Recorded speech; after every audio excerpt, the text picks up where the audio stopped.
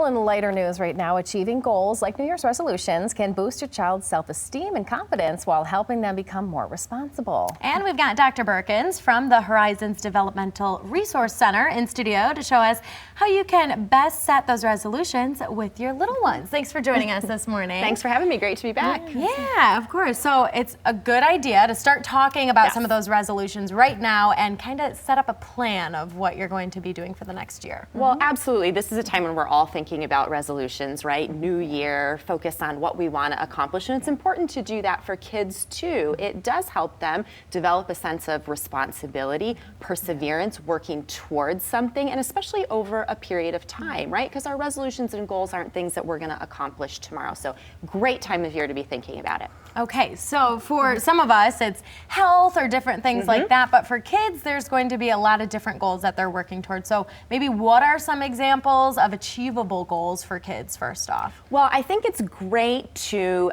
think in wide variety of areas. So we can talk about health, we can talk about helping out around the house, social goals, activity goals, but something that helps parents to kind of think through the different aspects of this with their kids is the acronym SMART, to set SMART goals or SMART resolutions. And the S stands for specific. The more specific a goal or a resolution, the more likely kids and adults are to accomplish it. So if we say, oh, I'm just going to get healthy this year, that's a very vague goal and we're unlikely to do much towards that. But if a child sets a goal to, for example, I'm going to drink my entire water bottle each day, or I'm going to ride my bike 3 times this week. Those are really specific goals that then they can aim for. And it's important for them to be, the M is motivated. So when kids are involved in helping to choose the goals they're working towards, they tend to be more motivated to do that. So involving them in that process is important.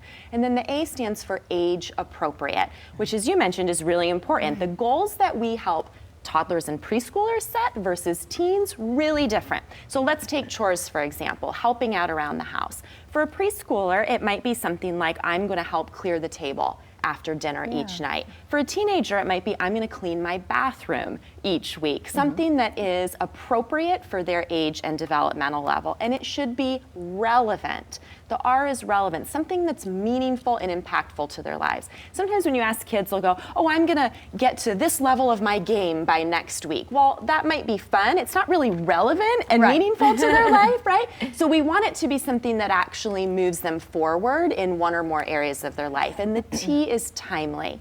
To have a time goal, I'm going to accomplish this goal by a certain time. I'm going to learn to play this piece on the piano by my recital in April.